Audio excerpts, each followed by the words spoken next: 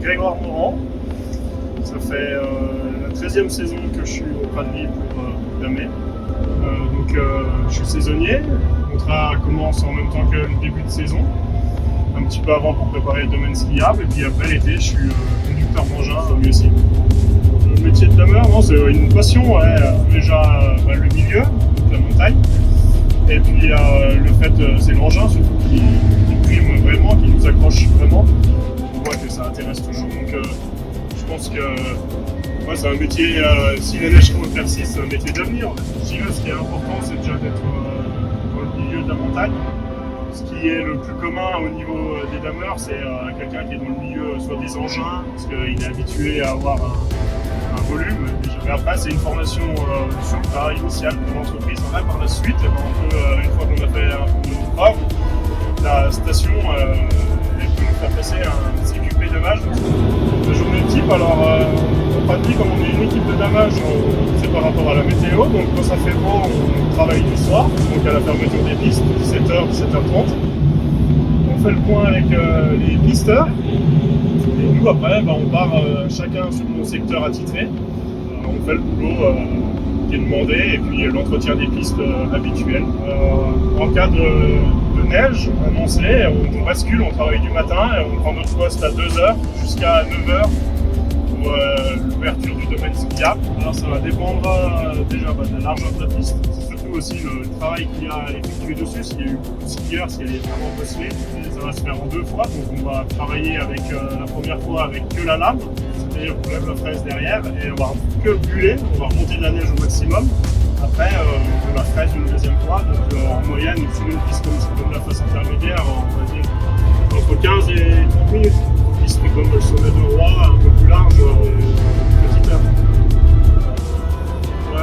Ce que je préfère, ce serait sommet de Roi et Planète. Parce que Planète, c'est une piste noire, il y a un stade, donc il y a un petit peu de défi parce qu'il faut la réussir, donc il y a de la compète dessus. Et après, sommet de Roi pour le cadre. Et puis la piste est aussi sympa à travailler. En gros, j'étais avantagé parce que comme je suis du coin, je me connaissais déjà avant. Mais après, vraiment les connaître par cœur pour un bon moment parce qu'il faut pouvoir tourner sur tous les secteurs. Donc c'est-à-dire qu'il faut avoir fait un standard, il faut avoir fait un peu de fond, il faut avoir fait du trail. J'ai eu une chance aussi, c'est de vite attaquer le trail. Donc on va dire au bout de 2 ans, 3 ans, j'ai connu quand même l'ensemble des pistes sur le Pradny. Alors il y a 3 sortes. Donc, il y a la machine trail, comme celle où on est ce soir. Il y a la machine standard, qui est sans trail, qui nous permet de donner tout ce qui est secteur alpin. Et on a une 3e machine, qui est une machine front, donc elle est équipée de 2 traceurs derrière. Les machines trail, elles sont équipées, c'est pour... dans un premier but, c'est surtout déjà vu le relief de certaines pistes, les pistes noires ou rouges. Si elles sont dans des milieux raides, c'est pour nous tenir, pour éviter un effet de ripage. Et c'est surtout pour pouvoir remonter de la neige, soit en début de poste le soir, lorsque les skieurs ont fini leur journée, toute la neige est en bas des pistes et nous, notre but c'est de la remonter pour que la piste puisse durer le plus longtemps possible.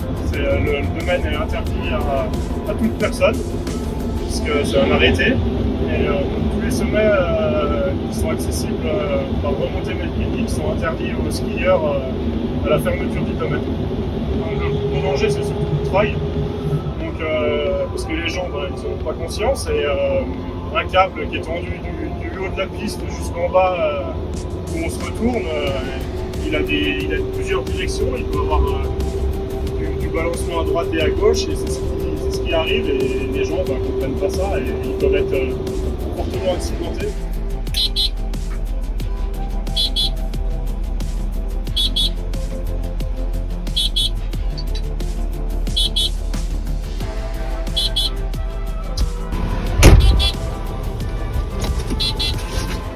C'est un flash, c'est pour signaler aux randonneurs justement, skieurs de nuit, qu'au sommet de la piste, il y a un cap accroché. C'est pour les avertir justement que c'est dangereux et s'ils peuvent éviter de venir sur les pistes, ce serait sympa.